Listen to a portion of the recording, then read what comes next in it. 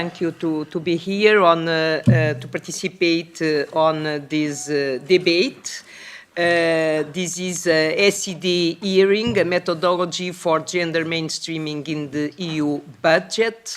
Is the second hearing that we organize as SED. During the first one, we had the opportunity to have the Director General for Budget to explain to us which were at the time the intentions of the DG budget. 1 hour later, I think that we have the opportunity to have other colleagues to explain to us where we are, what was already done, and I'd like start to thank everybody to be here.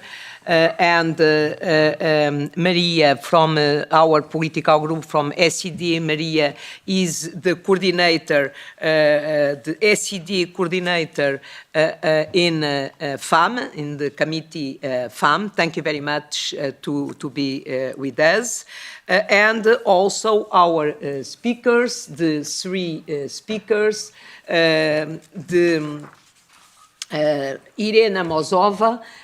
Thank you very much to be with us. You are the director in charge of Equality and Union Citizenship. You are the director for Justice and Consumers.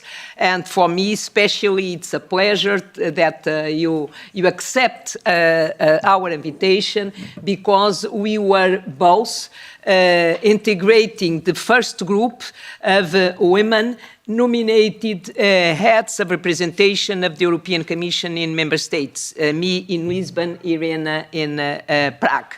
So we had the opportunity at the time to work together, and I remember very well that during the heads of representation meetings, we tried always to introduce this topic in our debates. I'd like also to thank the representative of the Commissioner Dalli, Lesia Radeliki, member of the Elena Dalli cabinet, and also the head of unit in DG budget, Bernard Wendisch, who is in charge of performance and policy mainstreaming. Thank you very much. And finally, we will have the closing session, and either Guardia Zabal, either is the coordinator of the SED participation in Budget Committee. Thank you very much also to be with us. The SED group wants to see gender equality enshrined not only as a horizontal principle, this is an acquis since a long time, but as a practice in all of the European policies and member states. Of course, gender equality has not yet been achieved in practice, and the Socialists and Democrats, the SED group, and in the end of the day, the European Parliament, fought hard for the promotion of gender equality as a horizontal principle in the framework of MFF 21-27. And during these negotiations, equality between men and women was agreed as a horizontal principle of the budget. Why I underline equality between men and women and not gender balance?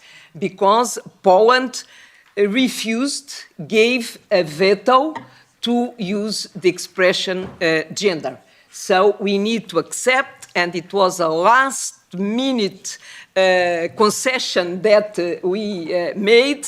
If it was not the case, Poland gave a veto to the MFF, so it was a very difficult moment, but in the end of the day, we agreed this principle, and this is very important because it's not only a political ambition, but it's also in the interinstitutional agreement, European Parliament, Council, Commission, we could agree in the creation of a methodology to be sure that we have gender budgeting. It means the EU budget can promote gender balance. And this is very important for us. And we need to be very active and very attentive, because the Commission already agreed with us that you will do it with pilot projects, and we go ahead with this objective, but we need more and more understand what the Commission is doing and which are the results. So a new gender expenditure methodology has now been developed and was applied for the first time in the context of the 2023 budget adoption procedure. What we propose today is to examine how the methodology was developed and what were the constraints and challenges it faced under the MFF 21-27. Lessons learned for the post-2027 MFF proposal are also important. We also propose to assess how does the new methodology scoring system work and how was it applied in the context of the draft budget 2023. It is of utmost importance to increase transparency and accountability with respect to how the EU is spending its budget to achieve results and contribute toward the overarching policy objectives that benefit EU citizens, enterprises, and organizations. Conclusions on how to reinforce it to measure gender expenditure and foster gender mainstream still in 2021 MFF should be drawn. With a methodology, we aim at ensuring that gender equality considerations are systematically taken in account when a single euro of the EU budget is spent. That the methodology is developed and implemented, that the methodology is sound, transparent, and credible. In addition, we want that 2027 and at the end of the current MFF, we will know exactly how the European money was spent to reduce gender inequalities and how gender equality was promoted. I start with some technicalities, so we can listen to and speak in English and French. A question and answer session follows. In the Q&A, please raise your hand, and when you are given the floor, address your question to a speaker if possible. So, we open the session with Maria. Maria Neukel, the floor is yours. 5 minutes if possible. Ganz herzlichen Dank. Ich werde keine 5 Minuten brauchen. Liebe Kolleginnen, liebe Kollegen, zunächst muss ich mich ganz, ganz herzlich für die Einladung bedanken, dass ich hier sprechen kann. Es ist mir vor allen Dingen wichtig, den Dank meiner Kollegin Margarita zu sagen. Danke, dass sie das Thema Gleichstellung immer und immer wieder und damit auch das Thema Gender Mainstreaming und Gender Budgeting im Budgetausschuss auf die Tagesordnung bringt. Das zeigt Beharrlichkeit und das zeigt auch, wie sehr wichtig oder wie wichtig dir dieses Thema ist. Dafür ganz herzlichen Dank. Es ist entscheidend, wer welches Geld bekommt. Es ist entscheidend, welche Vorhaben umgesetzt werden. Es ist wichtig zu wissen, wie das Budget sich zusammensetzt. Welche politische Prioritäten werden gesetzt, welche werden vorangetrieben, welche werden geschoben. Das ist wichtig, um Zukunft gestalten zu können. Und genau deshalb ist es wichtig, dass Frauen und die Gleichstellung ihren gerechten Anteil bekommen. Es geht um nicht mehr als um den gerechten Anteil des Geldes, damit Frauen in der Zukunft nicht nur Randpersonen der Geschichte sind, sondern in der Zukunft mit Kraft Geschichte auch mitgestalten können. Wir wissen aber auch, wie einfach es ist zu sagen, Frauen- und Gleichstellung muss immer mitgedacht werden. Aber das Wie wird es wirklich gemacht? Das ist der Knackpunkt und daran scheitern wir immer wieder. Und genau deshalb ganz genau brauchen wir einen engen Austausch zwischen den Expertinnen und Experten auf der einen Seite, die das Budget genau kennen, und auf der anderen Seite die gleichstellungspolitischen Experten und Expertinnen. Und genau das passiert heute. Ich möchte mich nochmal ganz, ganz herzlich für die Einladung bedanken. Gleichstellung wird heute hier gemacht im Budgetausschuss. Denn wir wissen, folgt der Spur des Geldes, dann wisst ihr auch die Spur der Macht. Das ist für uns ganz, ganz wichtig zu erkennen. Danke nochmal für die Einladung und danke für dieses Hearing, das ich sicher ganz aufmerksam verfolgen möchte.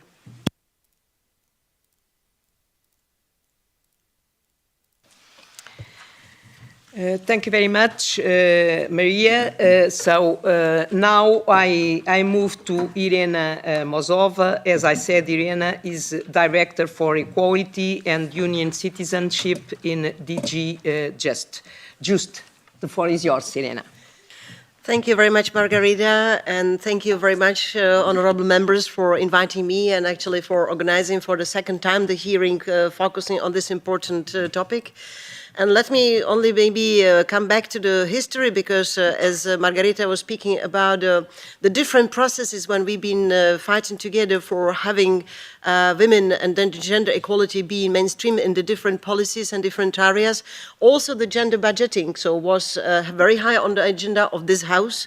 And I still recall under the previous commission, where we have been pushed by the European Parliament as a commission to do something imminently and to really also honor the legislation, which is the funding instrument for us in order to honor the legislation, the treaties, in order to put gender mainstreaming, gender budgeting very high on the area. So I'm confident that this House, also with this hearing, is again focusing on the progress. And let me only say that we in the Commission, we are really very much adherent to and committed to gender equality in general. Let me only underpin that this commitment has been fixed again, and also somehow addressing the comments and criticism from this House about the lack of. So from 2020, we have now the gender equality strategy, which was adopted just before the COVID pandemic in March.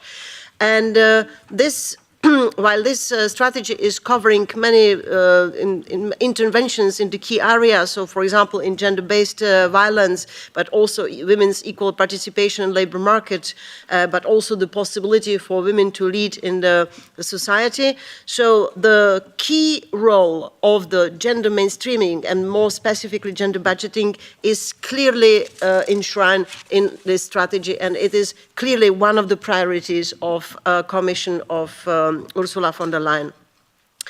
Now, the development of the methodology for tracking gender-related expenditures in the EU budget has been rather long Commission exercise.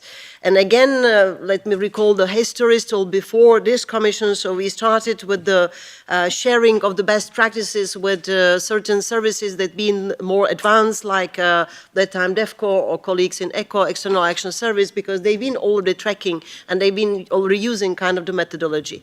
And already then, we engaged with our colleagues from DG Budget in order to progress in this exercise, to actually develop in the future, and this is now the exercise that my colleague Bernard will be speaking very soon, the clear methodology with inputs from the experts coming from OECD, which has the most developed methodology, but also from the AGE, and I believe that an expert will be speaking a little bit later on, because this is one of the important tracks of AGE as well.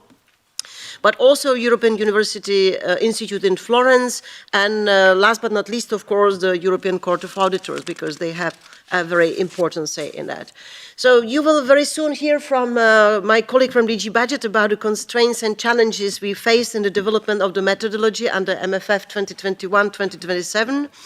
And these challenges, we can name it, so data availability, IT solutions, gender equality related interventions. There are many different, and Bernard will be much more eloquent than myself to speak about them.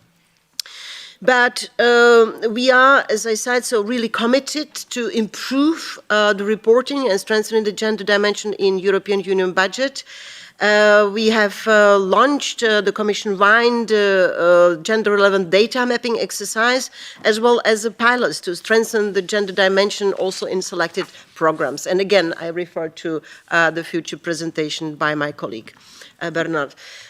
In more specific terms, since I'm coming indeed from the DG Justice, so we are at the forefront of these efforts. For example, let me inform you that in the in the current programming period, so we have had dedicated programs serving the gender equality, and we will also be looking forward to post-2027 MFF in order to apply the common agreed methodology. Now, next to this, of course, we are focusing on strengthening gender mainstreaming in general. And there are several ways how we can accomplish it. So first of all, through the training. So let me only say that in Commission, so we have a dedicated task force that supports the Commission work on the equality mainstreaming, including the gender mainstreaming.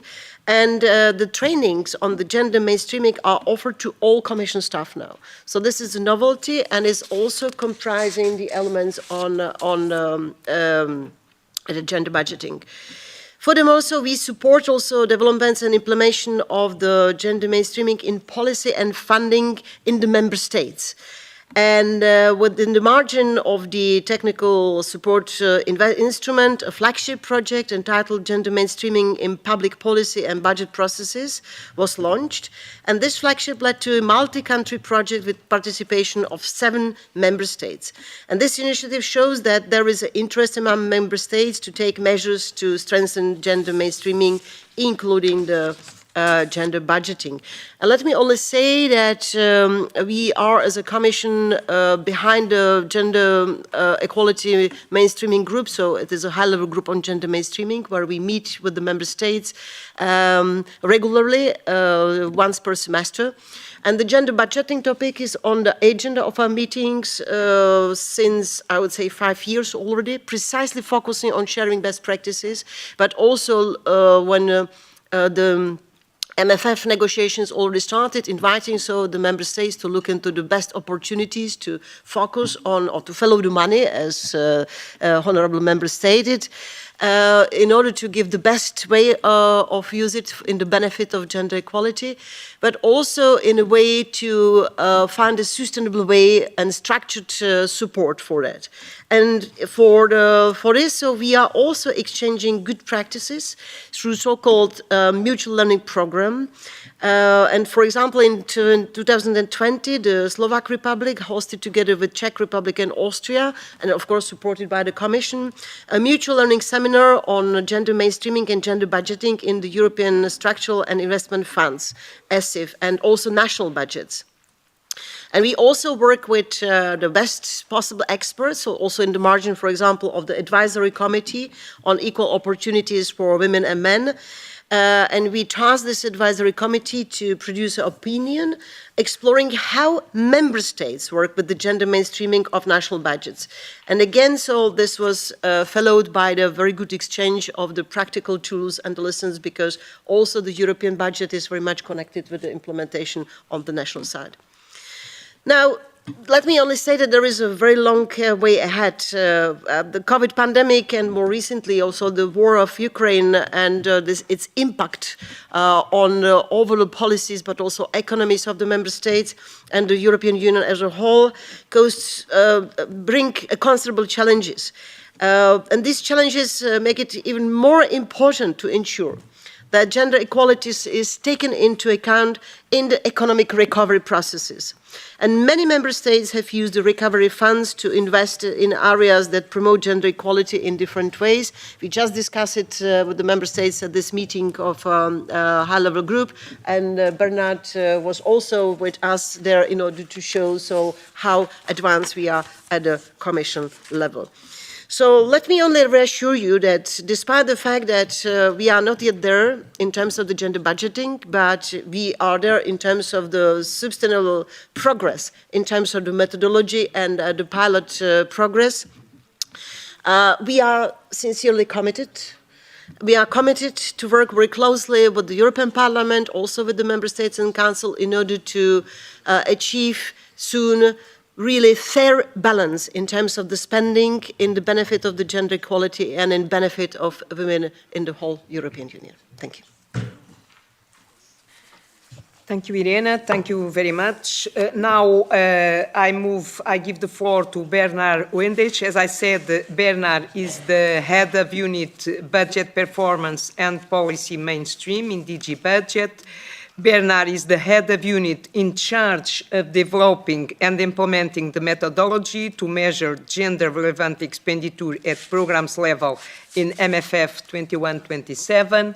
And Bernard will share how this new gender expenditure methodology has been developed and was applied for the first time in the context of the 2023 budget adoption procedure. The floor is yours, Bernard. Thank you very much, Chair, and thank you very much, honourable members of Parliament, for the invitation. It is very timely because, as Irene already pointed out, we had a high-level working group at member state level, chaired by the Swedish presidency.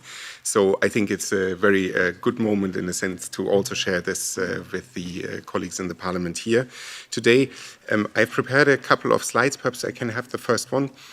Just to say what I'm going to talk about, and Irene has already kind of hinted at that, so just a little bit about the development of the methodology, what it looks like, the application in the draft budget process in 2023, where we, when the Commission adopted the draft budget 2023 in June 2022, this pilot methodology was used for the first time, and basically then focus a little bit on what the open issues are and what the Commission is planning to do in that case. Can I get the next slide? And the next one. So perhaps to start with the development of this methodology, I think we started together with DG Just and together with the Secretariat General around the time when the Court of Auditors did its work on gender mainstreaming in the budget. To think a little bit about how to organize this, and we went for a very inclusive process in terms of developing that methodology. So, and I think the context, therefore, is one of cooperation also with the Court of Auditors, where basically there were a lot of discussions that were happening at that moment in time between Commission colleagues, between the Court of Auditors, with EGE, with the OECD, with the European Institute, to kind of lead us to the state that we had. And this was consolidated in a final Commission consultation inside the House in March 2022, during which this whole construct was finalized. In that context, we obviously identified a number of challenges, and those challenges were mainly due to the fact, so if I could get the next slide, please, due to the fact that we were looking at an MFF that had just been adopted. So in a way, we had to work with the legal basis that we had, and those legal bases, in some cases, did include provisions for gender equality. Mainstreaming, in many cases, did not include any kind of provisions, apart from perhaps a recital restating the article where gender equality of the treaty, where gender equality is enshrined. But therefore, we have a number of constraints under which we operate, mainly, I think, linked to data indicators. So a lot of questions around how do we know what the state is of affairs right now, and that's something that is really a concurrent issue.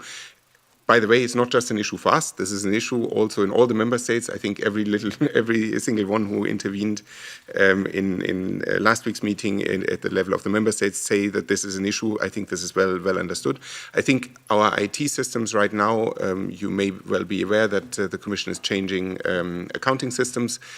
So again, there is a big movement where I think we have an opportunity to improve, but obviously, while that system is actually not there yet, we are also a little bit limited by what the old system can do. And I think we already also have a number of existing tracking systems. So Irene already mentioned the RELEX family is already measuring with the OECD system their contribution to gender equality. So we need to kind of ensure that we are aligned here. And I think, as MEP Marquette already mentioned in the beginning, it's limited right now to the equality between men and women for the reasons that were mentioned. Obviously, we are very attentive to the fact that there are other inequalities and discriminations, but there, in a way, all the issues that are highlighted right now, they will be multiplied if you go into further dimensions. So if we look a little bit about what that methodology now looks like, so 2 slides further on. Thank you. So we have basically, I don't know whether people here are familiar with the OECD DAC methodology, so what the OECD is applying in the context of developmental aid. There's the score 0, 1, 2, where basically the main idea behind this is 0 does not contribute, 1 is an important contribution, and 2 is a main objective. It's an intent-based methodology. Where basically 2 and 1 are really contributing to gender equality. They make a positive contribution. EGE has suggested 2 additional scores, 0 star, which you see here, where the idea is that under the current system, we don't have actually sufficient information to analyze. So the only thing that we know is this is spent in an area where basically budget interventions have an important effect on gender equality. So if we get this right, we could have a potentially important contribution to gender equality. The problem is that if we don't get it right, we don't do anything, or in the worst case, we could obviously even go in the wrong direction. So these are areas of attention. So I think this is really something that we brought into this methodology because of the constraint that we are working in the current MFF, where the legal bases are set, and we therefore do not necessarily have the possibility to say this is good, this is bad. The only thing that we can say is, look, we know that this money is spent in an area where there are potentially important impacts on gender equality, so let's be careful, let's look at this, let's analyze, and here is, in full transparency, this is all the programs that contribute in this area. What we have not taken up, and this has been an area of criticism that we've received, is the negative marker. So there is actually the possibility to have negative effect. We believe that, given that this methodology is supposed to not just be applicable in this specific MFF, but should ideally also in some probably improved format be carried on into the next MFF. We believe that we don't want, as a budget, to finance things that are negative for gender equality. So we believe rather in an approach in a similar way as we do for climate, in a do no harm. And the idea would be to operationalize that in a way that we actually don't need a negative score. In principle, in the current, as I already highlighted, in the current system, we cannot guarantee this. And that's also why any analysis that we now do has to then kind of translate the outcome of that analysis and the findings into the new programs in order to actually operationalize what we want to do in that area. Can I get the next slide and one up?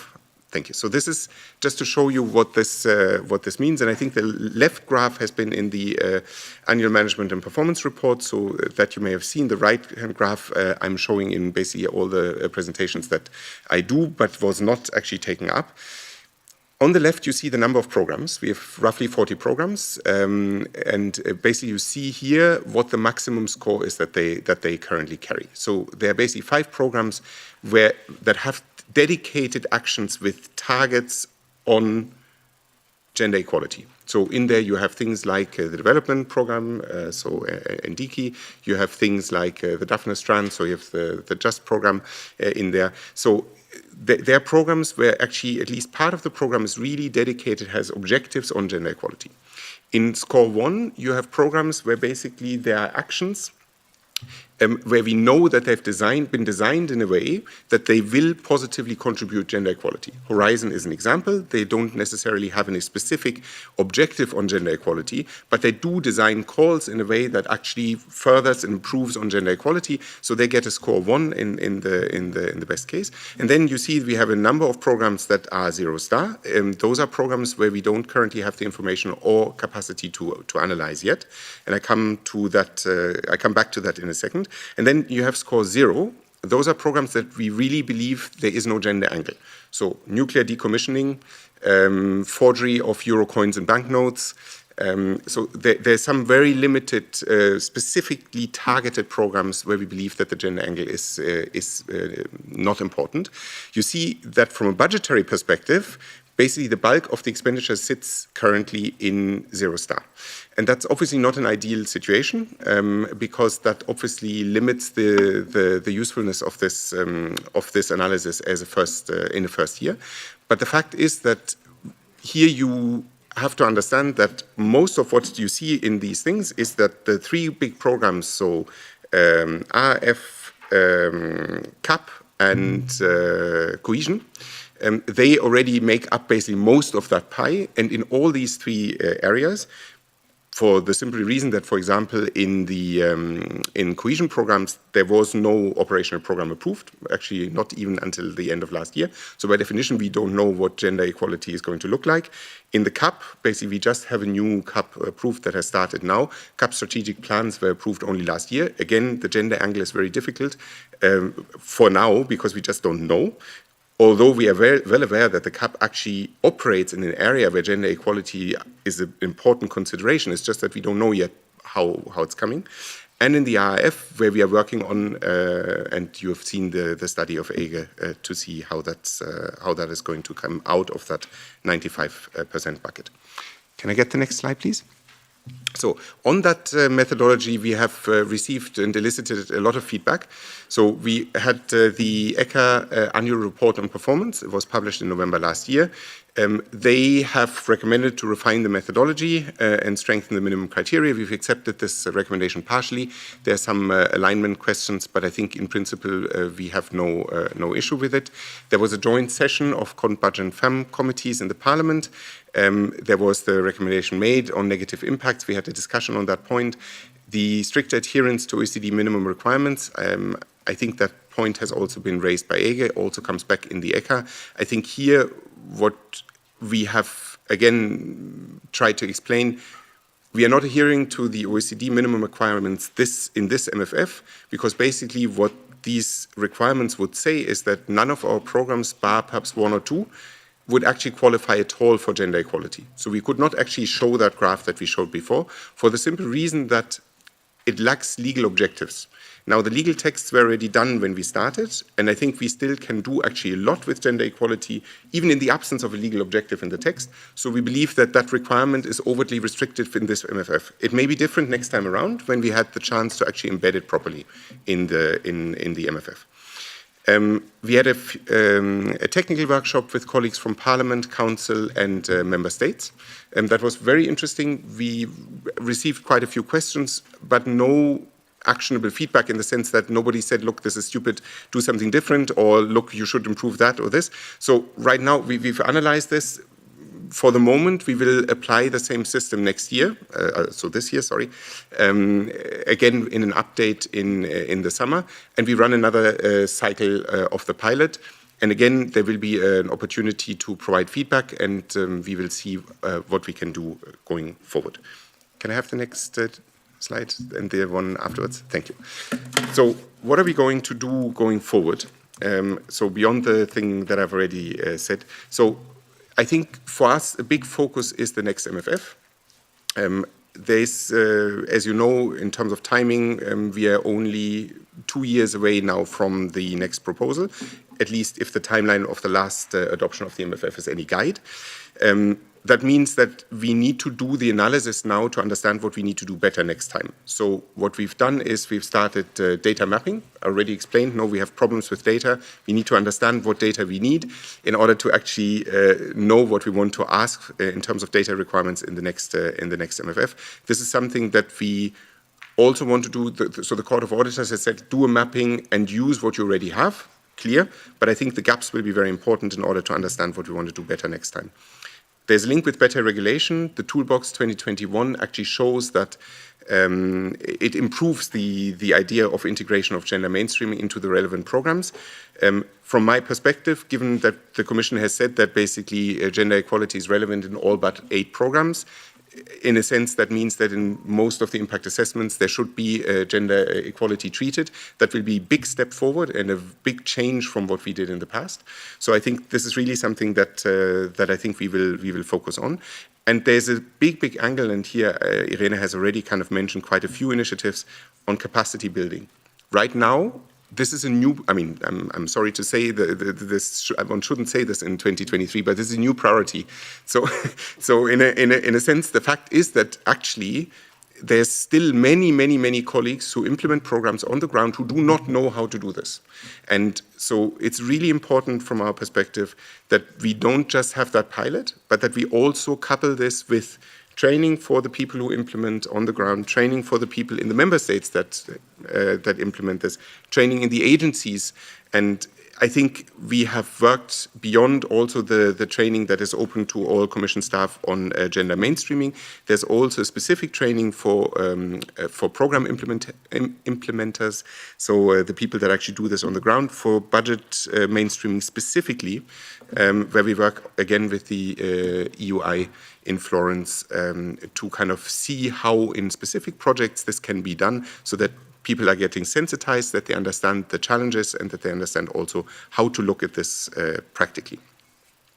We are also working with a number of DGs. No, I've already mentioned the big programs, CAP, regional funds, to look what we can actually do in terms of this big bulk of 95% of zero star, because we would like to move some of those out and say, look, here we can actually do something, we have done something, we believe that this money is actually spent with gender equality in the mind, even though in the legal basis it may not be that clear. We are working here, we're expecting first results in 2024. This is a lot of work, and it's obviously ongoing at the same time as the operational programming, the CAP strategic plans. So I think there will be a little bit of a delay, unfortunately. So it will not be this year, but next year for the first results. And then, as I mentioned, last point, no integration of all the findings that we've had into the new MFF proposal. I stop here. Thank you very much for the invitation, and I do apologize that I will have to leave, but my colleague Joanna is going to be here for any questions that you may have. Thank you very much. Thank you very much, Bernard, to be with us and to share what you are doing. We have already some questions. I know that you need to leave, but your colleague will have the opportunity to answer to some questions that we noted during your presentation. But thank you very much. So now I move to Lesia. Lesia Harliki.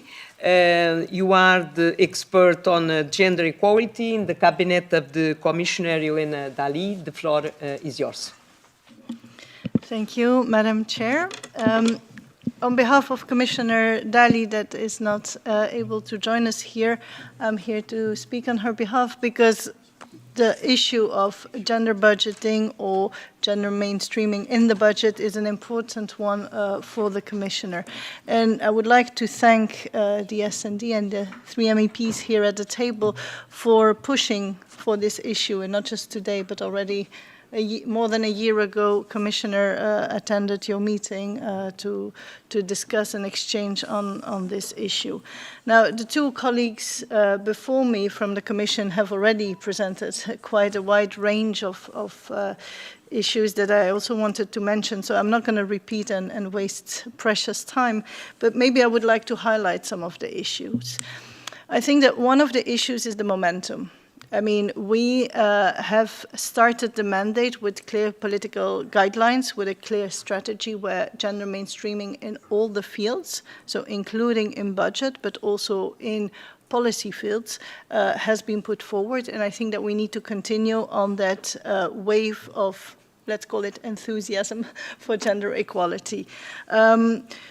There's been a strong call from the European Parliament as well, and not just a call, but demands to have gender equality as part of the MFF, the RRF. So we have your support and your ally, you as an ally to continue working together on improving what we're doing. There was also mentioned the Court of Auditors report that was critical towards the European Commission on what is being done in terms of gender equality in the budget. And I think that from what you've heard, this has been picked up and is now being translated in the pilot project that has been put forward. And then there is the existing good practices within the member states. Irina Musova has mentioned a few, but I'm also happy that the presidency, the Swedish presidency, has put it on their agenda and is trying to also mobilize other member states to exchange best practices. So the momentum is there, and we need to continue on that path to set the tone for what is coming, because I think that that's important. We're only 3 years into this mandate. I know we could do much more, but we are setting good steps, and now we need to make sure that they're set in stone so that we continue building on and we keep on improving. The other point that I would like to highlight is the importance of data, and that's something that the Commissioner always says, no matter what the issue is, when she talks about combating violence against women, when she talks about women on the labor market, when she talks about pay transparency. Data is crucial. Without the data, we don't know. Of course, it also depends on indicators in certain programs or certain actions. And so that is certainly an area that needs to be improved. And we heard it also from the colleague that is from DG Budget. But the other point that I would like to mention is indeed the political importance and priority we're giving to budgets that actually translate the priorities of the Commission. We started the mandate saying that the green and digital transition is a priority of the Commission, indeed. But how do you translate it into budgets that don't leave anyone behind? So indeed, this pilot project looks at that, but also the crisis, as was said before, the multiple crises that we went through. We need to make sure that the money that is invested to get out of this crisis, either with immediate actions or long-term with RRF, that the gender equality angle is taken into consideration. Also there, the RRF was there was a window of opportunity, thanks also to the Parliament, and it was a first step. We are very much aware that this is only a first step, but we are seeing the first steps, and we need to encourage them. Yes, there are already some good practices, like the very specific programs that target gender equality issues, like SURF with the Daphne strand, as was mentioned, like the international programs with NDICI, that is actually very much more advanced than what we're doing within the EU. So we can also use that as an example, but also within GAP, where certain programs are being supported for women in farming, or also Horizon Europe, that has programs that or that looks at how gender equality is being impacted in some of the programs. So I think those elements are important, and are important for the next steps to take as well.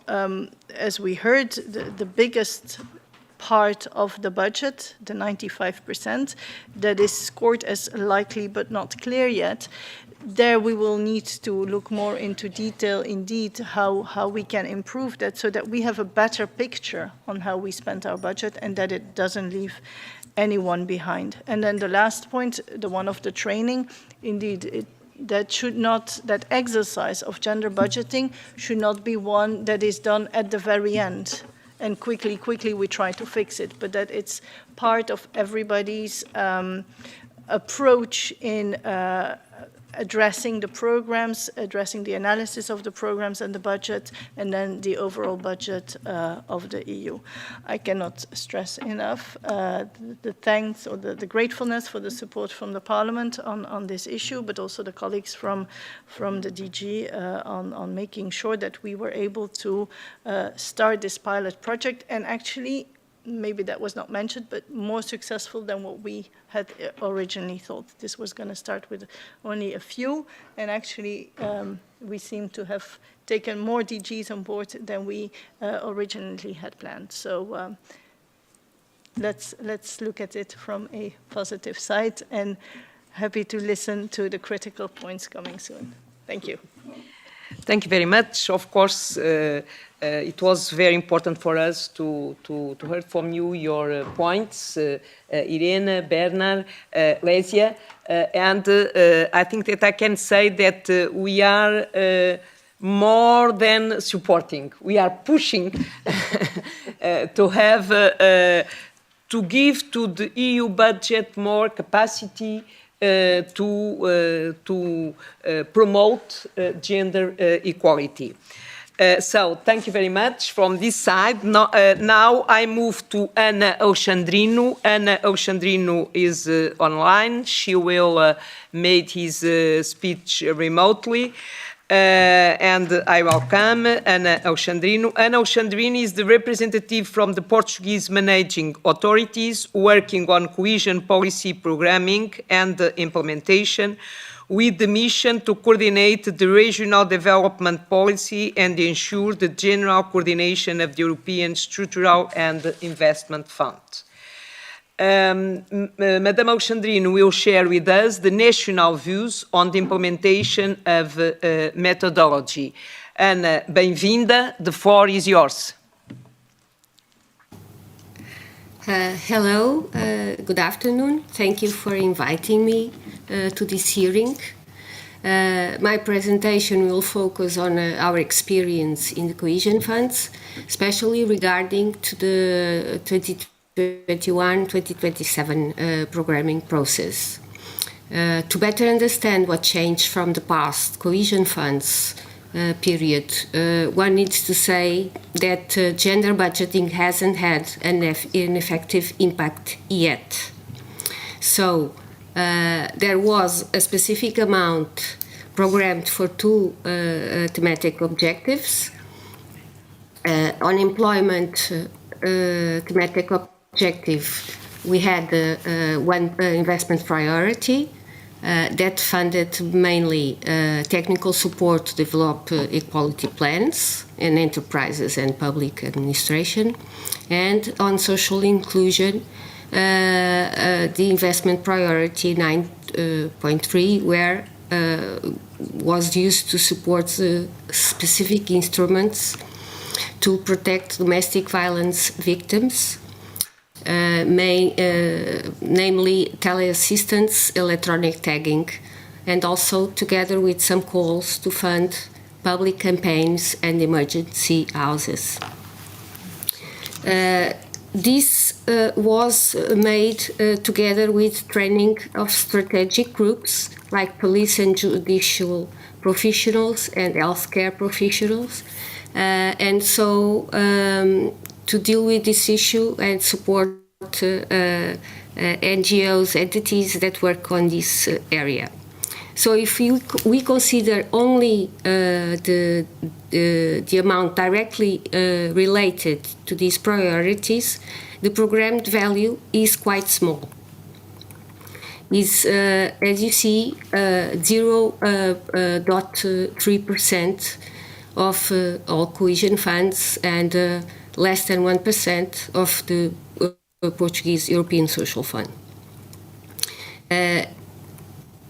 With the small, specific analysis on the intervention fields, allocation doesn't increase this figure, and there were no other element besides secondary team related to gender equality. So we can say that we try to calculate a figure to gender budgeting, and the result was unsatisfactory.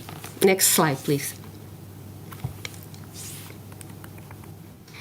Just a quick remember to the Annex 1 of the Common Provision Regulation that establishes more than 150 intervention fields or dimensions for the type of intervention for the different funds. These examples are from the recent Common Provision Regulation that you may know. As you can see, each intervention field has a specific contribution to climate change on the first column and to environmental objectives. Next slide, please. In the new programming period, the secondary theme associated with the gender equality was removed, and it was replaced with a specific table that measured gender equality dimension. And now our experience. We had some difficulties trying to coordinate and harmonize the filling in of this table in each programs. So how to fill in this table? We had some orientation, the idea that specific objective 4.3 was considered gender targeting, we knew that ESF fund objectives would be considered gender mainstreaming, and some other intervention fields would be considered also gender mainstreaming, but it wasn't an harmonized procedure. Besides this ESF Plus, the big thing was what should be counted, what should be considered, and how to develop this harmonized procedure. Being an agency responsible for this coordination, we had the need to have some elements to guide us, and now I would like to say that having these elements is key to implement and harmonize procedures within the operational funds, the cohesion funds, and when we need to talk with management authorities. On the other hand, this similitude with the climate logic was an advantage because people already knew what was the logic, so they could understand what was the idea. The difference is that, as you have seen before, in the climate possibility, you have, for each intervention field, you have 1% that is already defined in the annex. And here you didn't. But we have also in the climate example the climate ring fencing, so the thematic concentration, which is not well accepted as such if we try to translate it to the gender ring fencing as such, I mean. Next slide, please. So following the same methodology, we have in the 2021-2027 programming period, we have also 1 out of 5 policy objectives that have specific measures on gender equality, 1 out of 37 specific objectives, and 1 out of 182 intervention fields. So gender mainstreaming may be considered in other intervention fields depending on the analysis, as I told you before. We share the EIGA methodology guide on gender budgeting with the management authorities. Some have had a closer, a broad understanding or comprehension, and some didn't look at it. So we had to have some guidelines for them to follow. We suggested some ERDF intervention fields that could be considered gender mainstreaming, taking into account the Excel file that I shared that is shared by EIGA with all intervention fields and proposals for coding these intervention fields.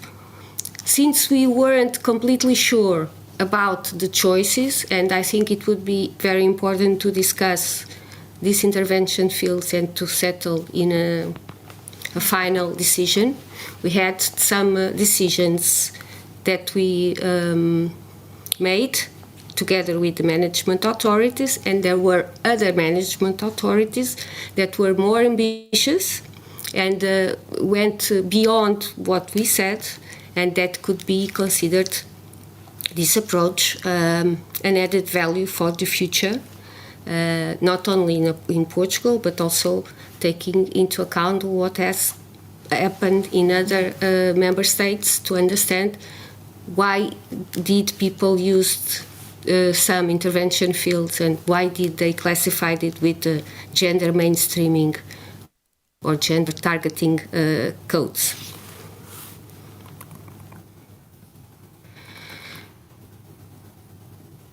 So, some examples. Everything that had infrastructure for early childhood education and care, we considered it to be at least 40%. Every time that intervention fields related to Just Transition Fund was type ESF would be classified as if they were ESF. And in technical assistance, for example, even if the fund wasn't ESF, but the program had some ESF measures, then it would be classified also as ESF, meaning 40% gender mainstreaming.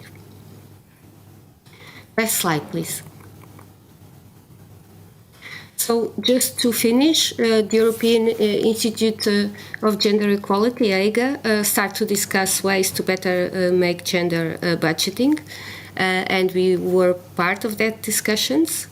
And as we said on those occasions, it's quite a complex subject. And this is particularly difficult to implement if we consider that, and I'm sorry to say so, it's not an easy theme to discuss. It's considered too vague and difficult to put in practice, or in other words, quite hard to translate it into a pragmatic approach that management authorities easily apply. The Cohesion and Development Agency, where I'm from, in collaboration with management authorities, released some technical orientations, guidelines, and a checklist to ensure that gender mainstreaming was considered and will be considered in all the phases of the process. But we have to understand that after they implement this checklist, the gender issue is not issue. The gender theme is considered to be fulfilled, and making gender budgeting is more than that. It's trying to measure this presence of gender equality in the funds, which means that applying the best practice that I'm sure exists of gender mainstreaming and gender budgeting to our reality, Portuguese reality, would mean a major change and especially a huge administrative burden. We need to tell you that we received a recommendation of the audit authority to increase professional training in this field within the funds ecosystem, and this is already programmed for the 21-27. So, to conclude, I think we have different speeds. The member states are in different stages, and Portugal still needs to do the long path ahead.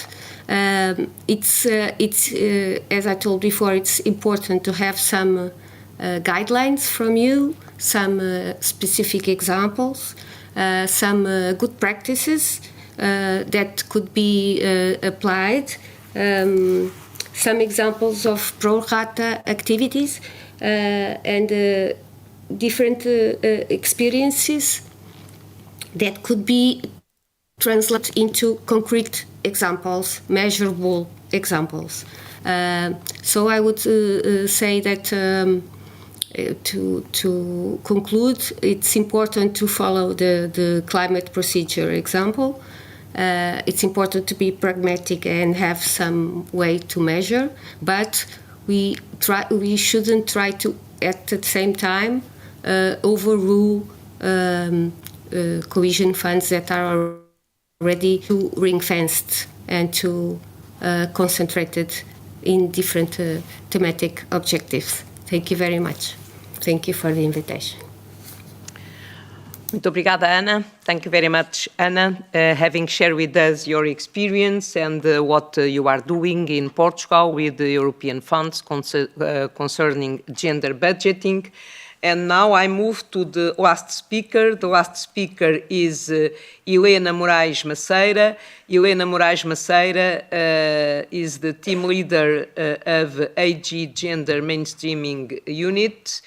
And as you know, the European Institute for Gender Equality is an autonomous body of the European Union established to contribute to and strengthen the promotion of gender equality, including gender mainstreaming in all the EU policies and the resulting national policies, and the fight against discrimination based on sex, as well as to raise EU citizens' awareness of gender equality. AG mission is to become the European Knowledge Center on Gender Equality issues. We are all acquainted with Helena Moraes Maceira, who has been accompanying the development of this methodology since its very beginning. Helena, welcome once again. We would like to have your views on this new gender expenditure methodology that has been developed and was applied for the first time in the context of the 2023 budget adoption procedure. The floor is yours. Hello, good afternoon. Thank you very much. Thank you for inviting EIGE to this webinar. Thank you to all the honorable MEPs behind this initiative, and of course, thank you so much to all the previous speakers. I would like to start by acknowledging all the work done and congratulating the Commission for putting forward the methodology to track gender equality expenditure in the EU budget, but also for its application in the context of the draft budget 2023. Extremely important that the Commission has rolled out the methodology, and we are now reflecting from the process. So our acknowledgement and congratulations for all the work done, including the strategy to address open issues still under the current MFF. In the next few minutes, I will present some findings from EIGE's research on gender budgeting and share 3 key entry points for enhanced gender mainstreaming in the MFF. And I will be using a PowerPoint presentation to support my arguments here. So please, the next slide. Thank you very much. The first entry point, as it has already been mentioned, is indeed the assessment of programs. This specific process of assessing and adding the markers to the different programs, the spending programs. Here, international experience reveals that to ensure that tracking systems produce accurate data, the alignment and fulfillment of minimum criteria is essential. I have put in this first slide the minimum criteria of EIGE's methodology to track gender equality expenditures in the EU cohesion policy funds, which fully in line with the OECD methodology requires gender analysis, gender-specific objectives, or indicators disaggregated by sex as a minimum criterion for markers 2 and 1, the ones that reveal the most or the more potential contributions to gender equality objectives. The assignment and the application of this minimum criteria opens indeed an opportunity to a greater consideration of entry points for gender mainstreaming programming across the entire MFF. And in this process, as has already been acknowledged, gender expertise is crucial to reveal the gender relevance of the spending programs and actions. And here we would need to do this assessment at the lowest level of granularity possible. And then, of course, ensuring high quality implementation of the assessment procedures. Next slide, please. Yes, I will use now an example from the UNICEF experience in the application of the UN gender equality marker to illustrate what I have just said in practical terms. And this means that focusing on the assessment and focusing on the minimum criteria means that behind the codes and behind even the specific minimum criteria, all programs, outcomes, and outputs are assessed from the perspective of their contributions to the advancement of gender equality, using as a reference here, UNICEF is using their own gender equality continuum, which, as we can see, goes from programs that do not consider gender equality until those which have a transformative approach. The second entry point that I would like to present today, and which indeed might also help us to inform discussions about the next MFF, is our targets as the second entry point. And I will ask for the next slide, please. Thank you.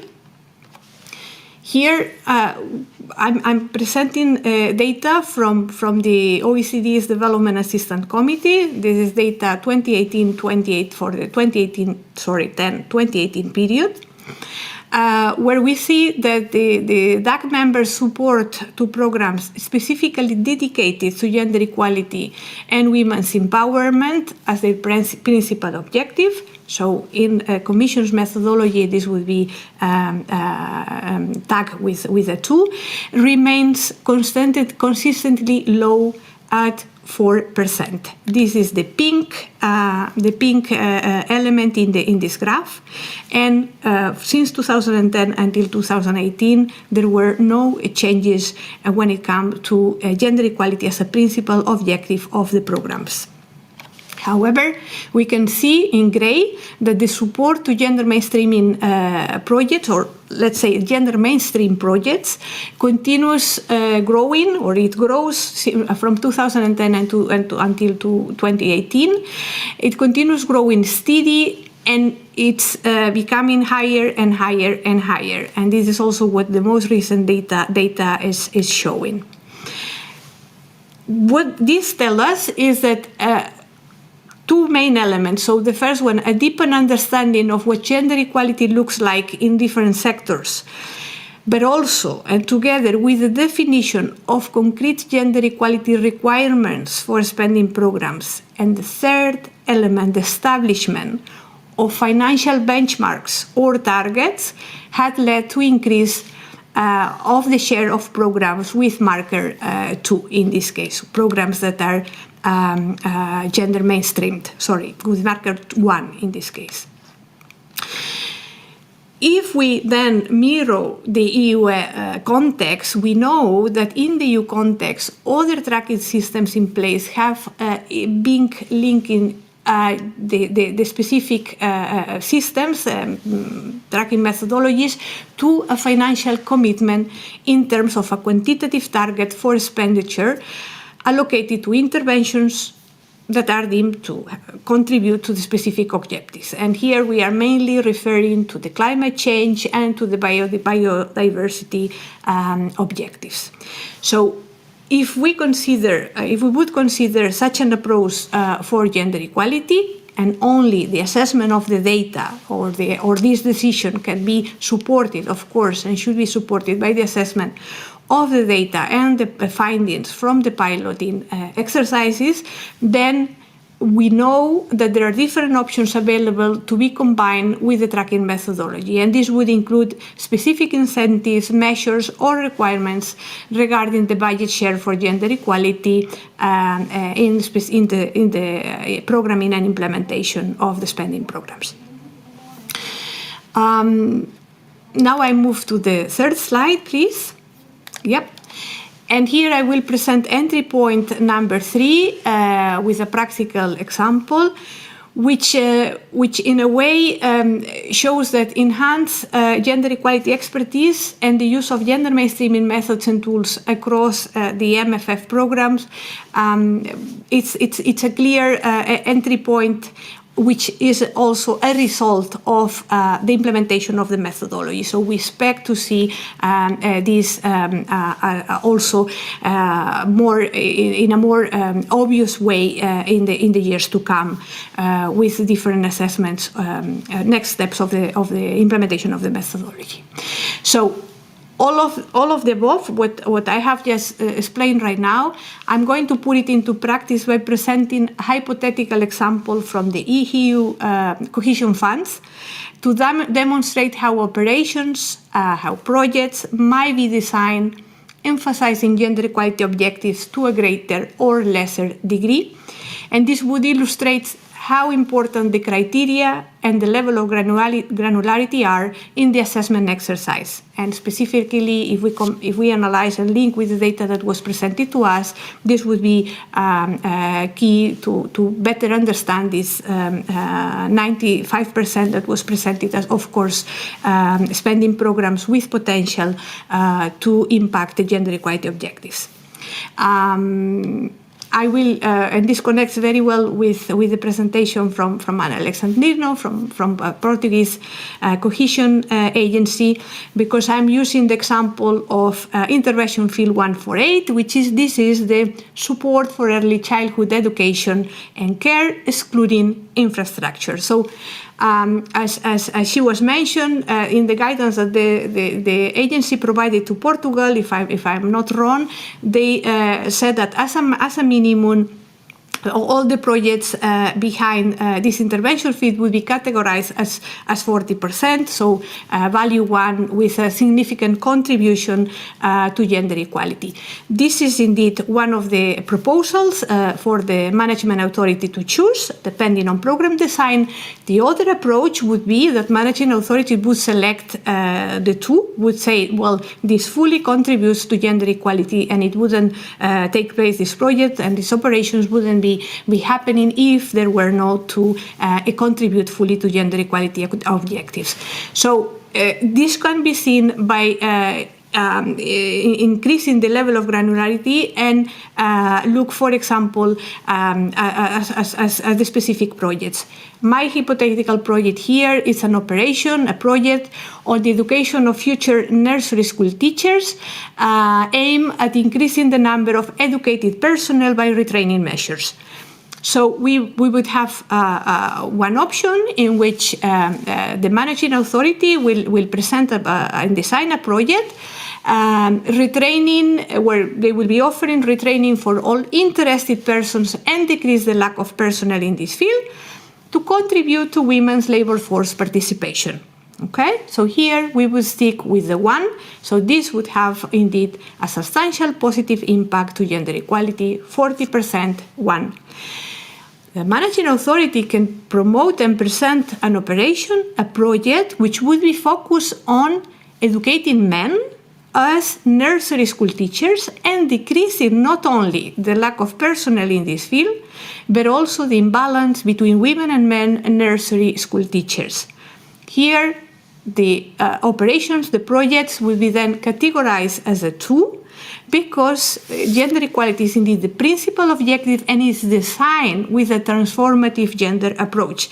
And this is the connection with the gender continuum I mentioned before.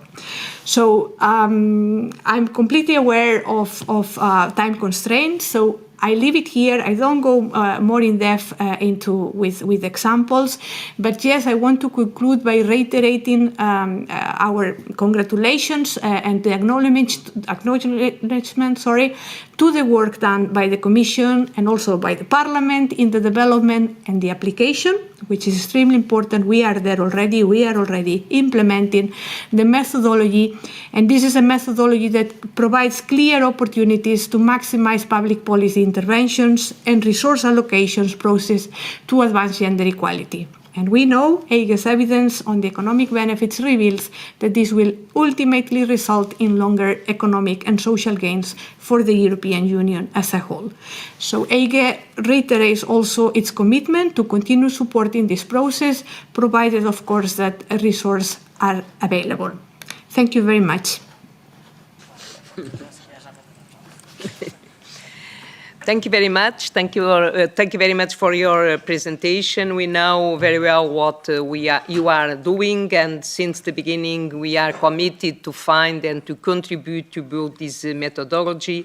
Thank you very much to share with us which is the state of the art nowadays, and also we heard your last message.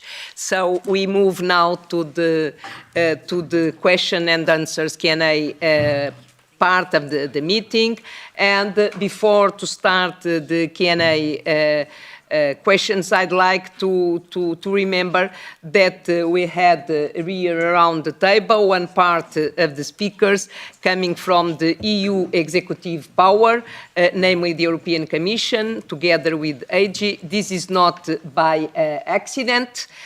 Indeed, after years of hearings and seminars to push for the idea, the European Commission did put a methodology on the table for the budgetary year 2023. But Commission has many faces between the political inputs from the Commissioner and their cabinets, the specialists of what to measure in DG Just, and those on how to measure in DG Budget. We are glad to have today many representatives of these different faces to assess how they built the methodology and how they will continue to work on it. So now we have around 40 minutes, if you need, for debate, and we follow immediately for the Q&A session. After your interventions, we have some questions, and maybe I move to either to ask some questions. Yes, thank you very much. I have two questions. One is linked to this zero star. Maybe for the Commission, but also for EIGE. What are we doing with this 95% on the budget that we don't know how to classify because we don't have enough information? Do you have any plan to improve this number? Because, I mean, having only 5% assets, it's not very easy to say or to see how the budget is helping or not the gender equality.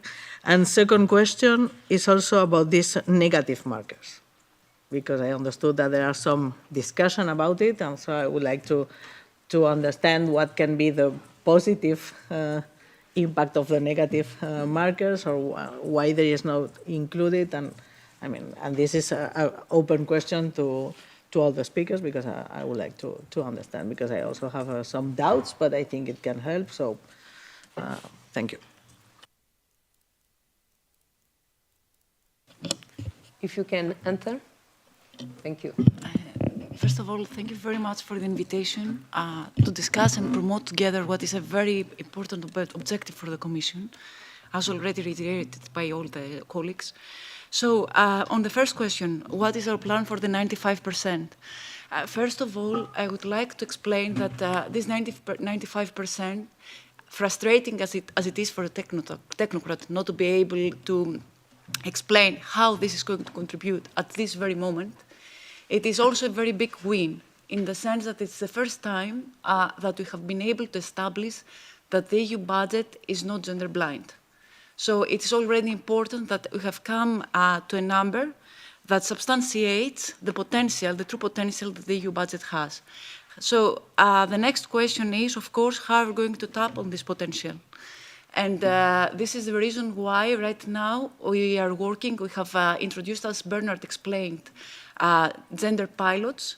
These are pilots to try to strengthen the gender analysis and our understanding in the very end of the programs, and see how we can reevaluate these programs.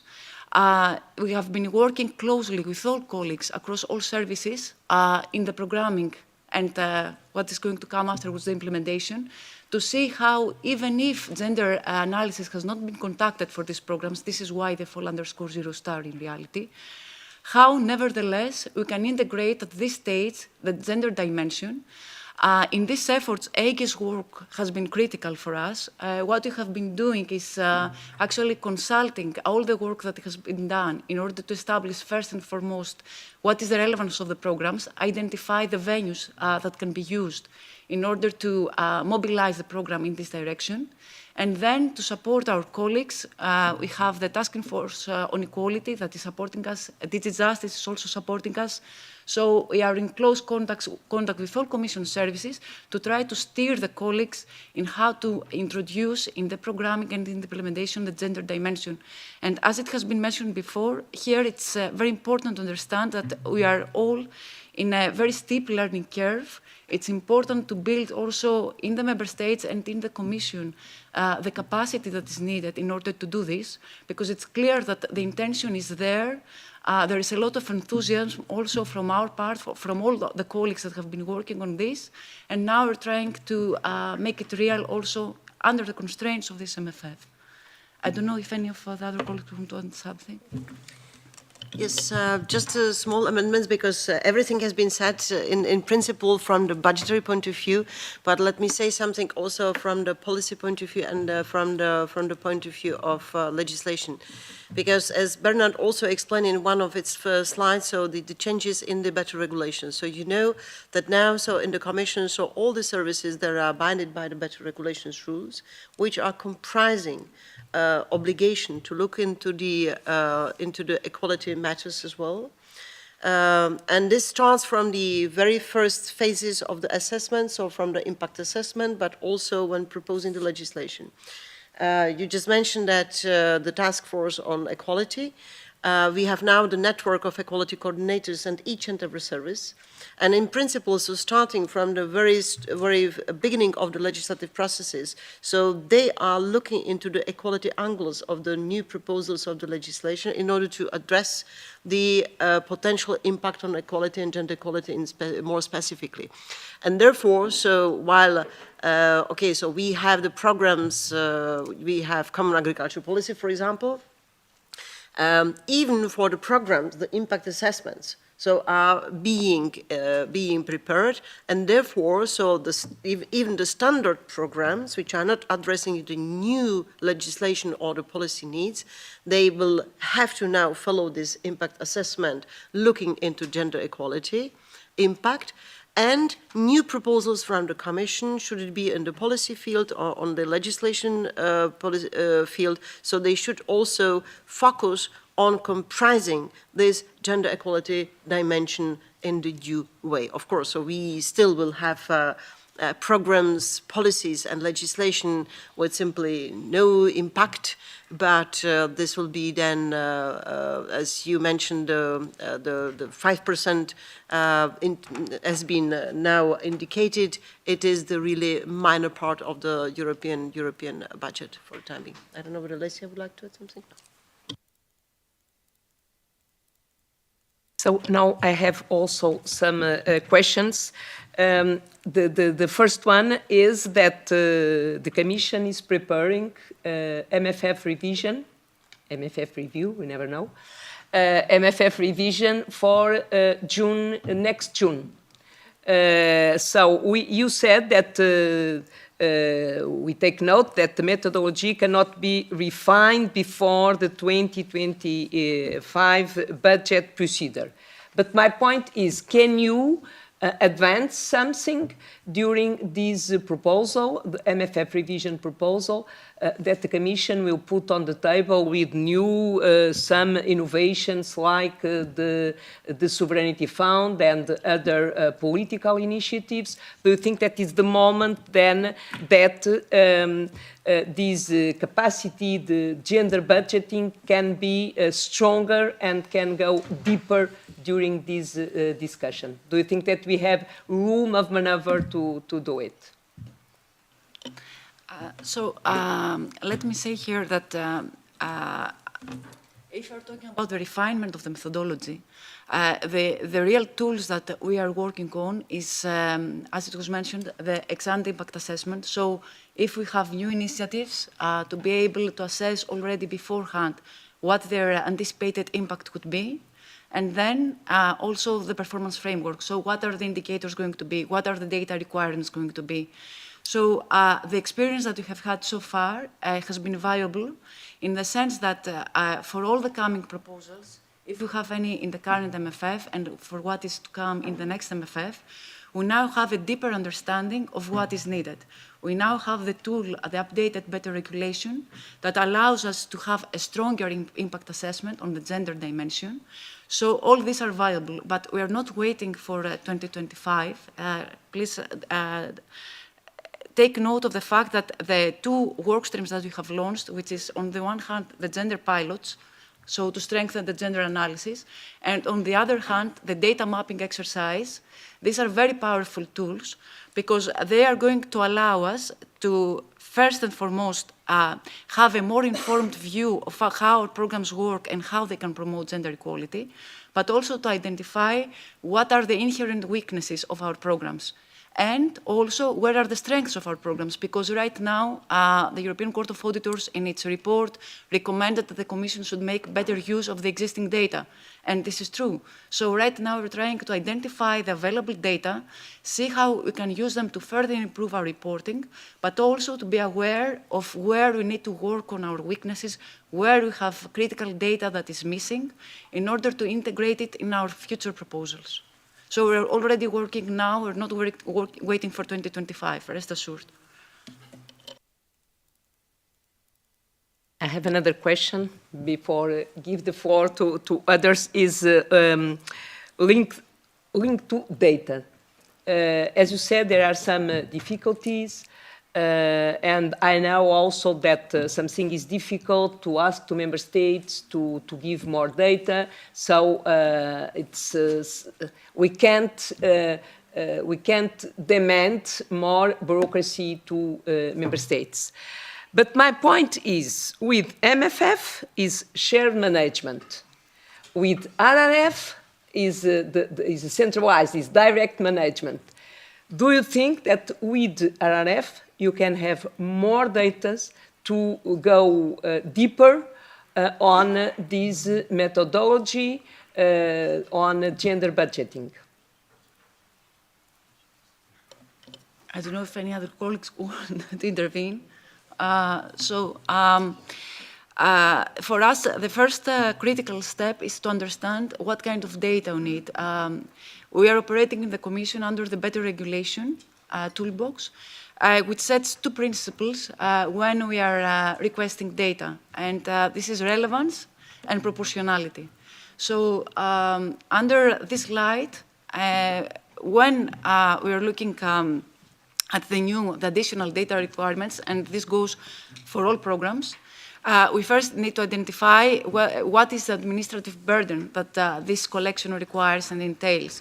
So also for the RRF, we had a very strong request by the member states to not overburden them with data requirements. And we need to understand that this is an instrument at RRF that was put in place in order to address a crisis in reality. And it is important when we have the national administration striving to tackle an unprecedented crisis, not to impose data requirements that would actually work against the purpose, which would be to bring back the prosperity for all, leaving nobody behind.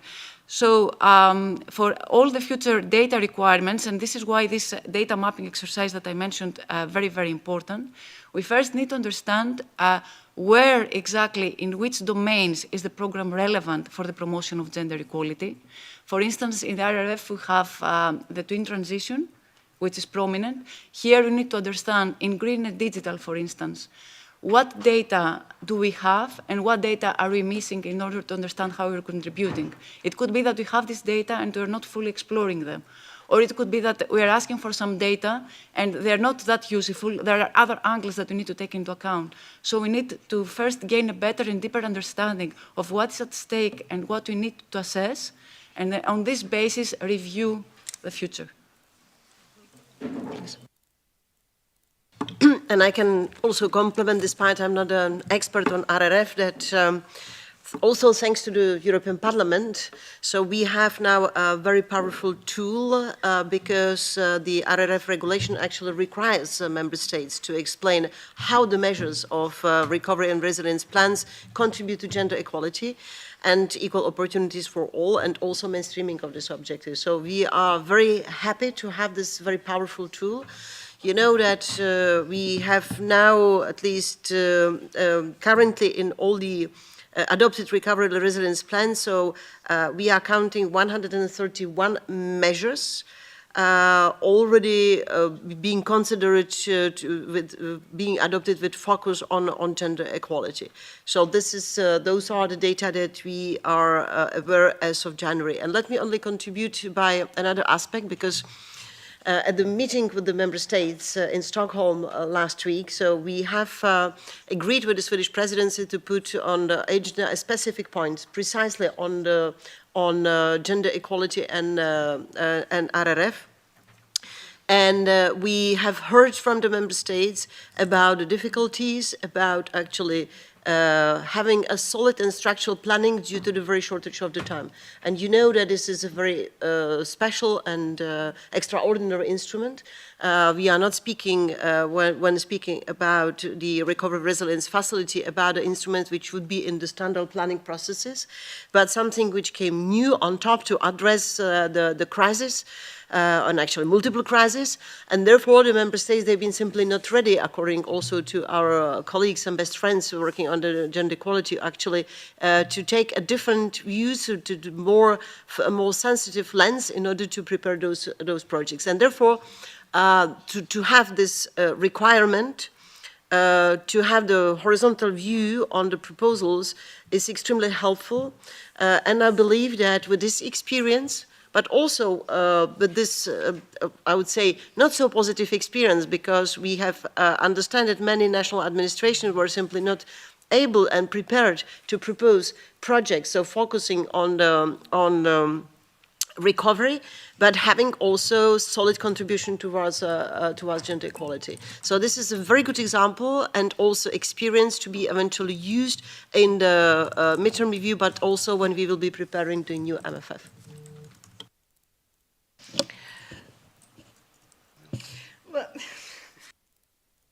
Sorry, I'm hesitating a little bit to take the floor because I don't want to sound like I'm repeating, but I would just also like to highlight the importance of having an equality commissioner at the highest, and so a political mandate at the highest level, because it allows us as a cabinet to be around the table with all the other cabinets when they are putting forward proposals, whether it's a communication, a strategy, a recommendation, and then call for numbers, data, indicators, gender mainstreaming. And I think that we can only be successful if we work at the gender mainstreaming approach at all levels. So that's what I was trying to also say in the beginning, that we today set the stones for also long-term impact on making sure that there is gender budgeting, gender mainstreaming, and more gender equality. Thanks. Thank you very much. I'd like to ask who wants to take the floor here in the room.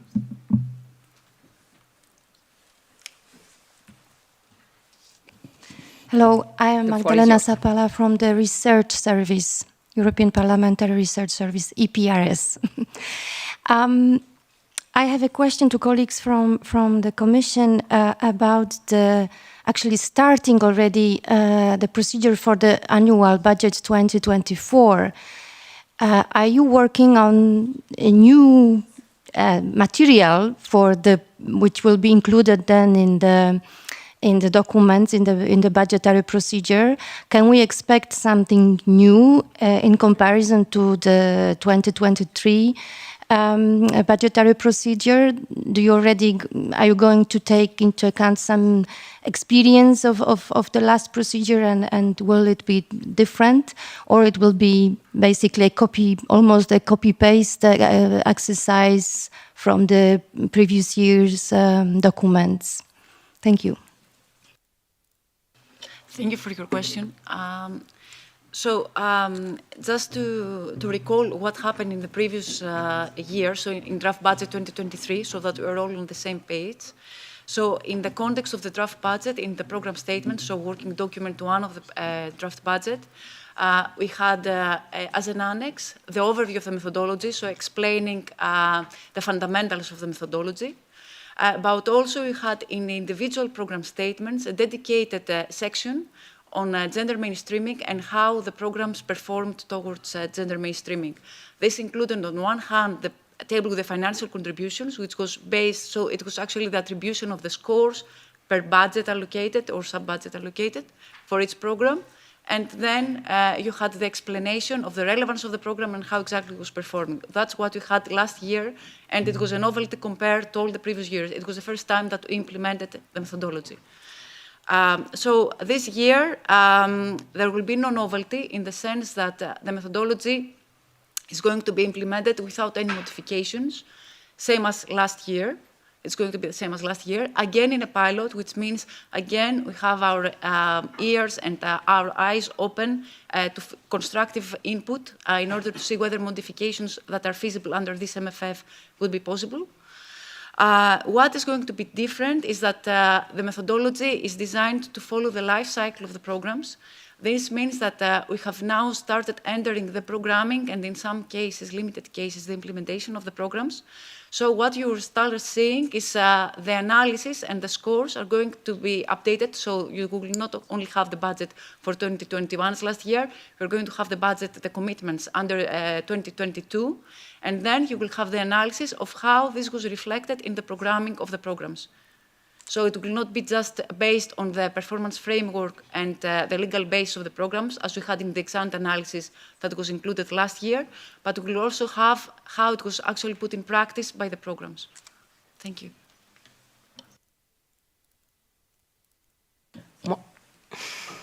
More questions from the room for speakers being here or remotely? The floor is yours. Hello, Rosamund Shreves, also from the European Parliament Research Service. I have two questions. One from the point of view of staff and training. I'm interested in hearing a little bit more about what you're providing for the staff. It sounds as if you have a general sort of introduction on what gender responsive budgeting is, and then much more targeted training for people that are actually kind of doing budget work. Is that mandatory? Is that something that people are taking up on a voluntary basis? And the other question that I have, I can't remember what the other question was. Oh, yes, about the administrative budget. So Parliament is thinking of a methodology for its own administrative budget, gender responsive budgeting.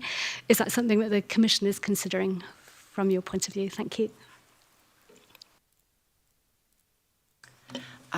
So yes, with regard to the training, now we have two different trainings that are complementary. The one is on the policy mainstreaming of gender equality. And this is a general horizontal training. And then we have what is a recurrent specialized training that was launched in 2022. And this is a training that when it was first developed, so in 2022, it was targeting primarily Commission officials who work on budgetary issues, who work on the programming and the implementation of the programs and the financial aspects of the programs, as well as the equality coordinators that Irene just described their role. So it's the screening of all policy initiatives and legislative initiatives in a respective DG. So the training was actually tailor-made for these people. It's not just a general introductory, let's say, training.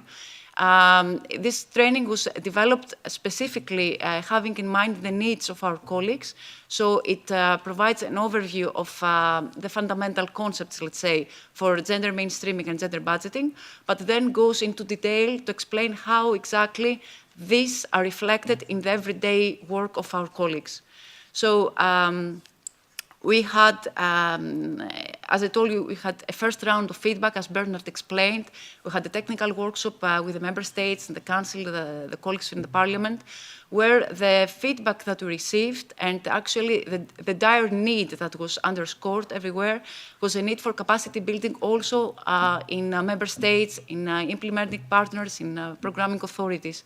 So what we are now trying to see and explore is with the AUI to see whether we could widen the outreach of the program to target also member state officials, colleagues who work in agencies, and offer this training as a support to them as well.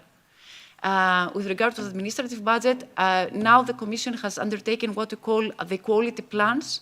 So we are trying to further embed gender mainstreaming in our practices. This also reflects in our administrative processes. We are not in any process right now to have an internal methodology for our budget to see our administrative expenses, but we are trying definitely to establish a gender mainstreaming approach also across our own practices, internal practices.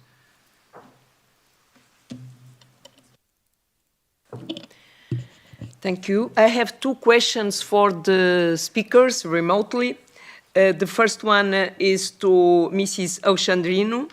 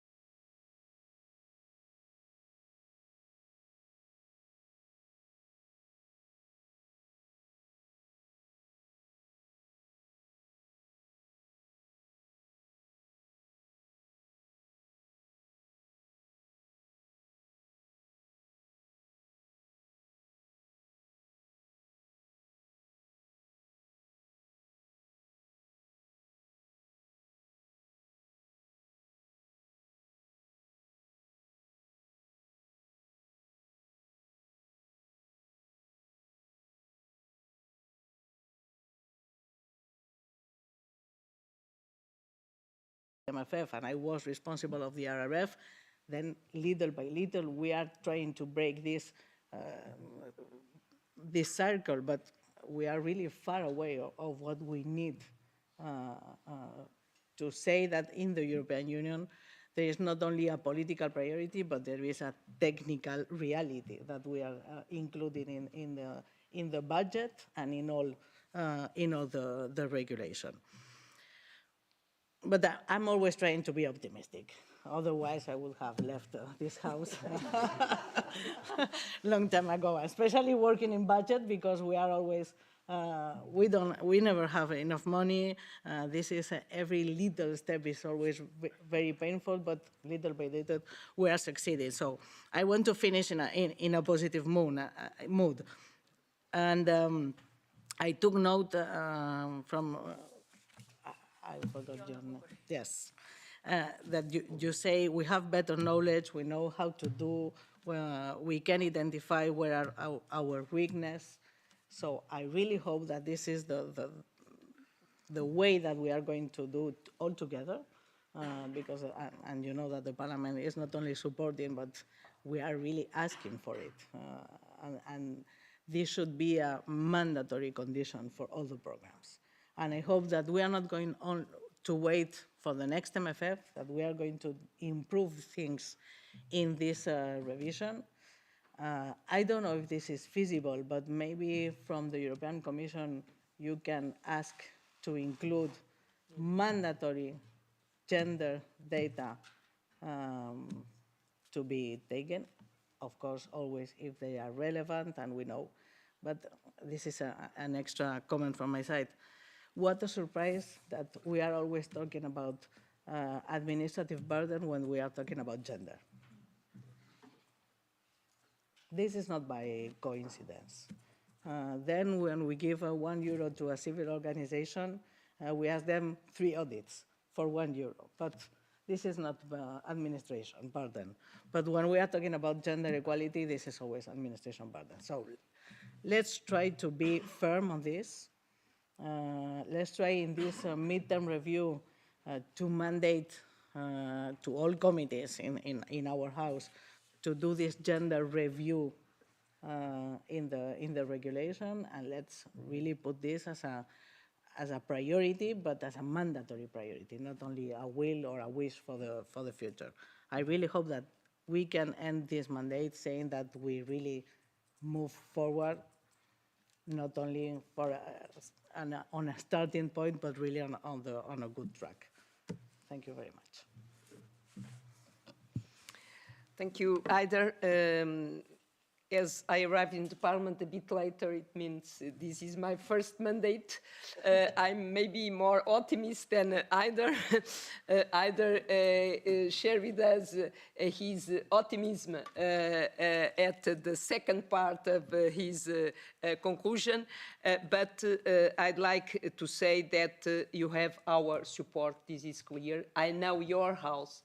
So I can understand that you have sometimes a lot of political will, but the political will is not enough. But what we can say is that you have the support of the Parliament, because it's something that we are asking to, and we need to have it. It means for us, what is very difficult to understand is we have ambitions, political ambitions, and finally, we can't remain only on the speech. It means we need to have concrete actions and to show that our political ambitions can achieve results. This is our point, and I'd like to thank very, very much you are here sharing with us what you are doing and sharing the optimism of Aider.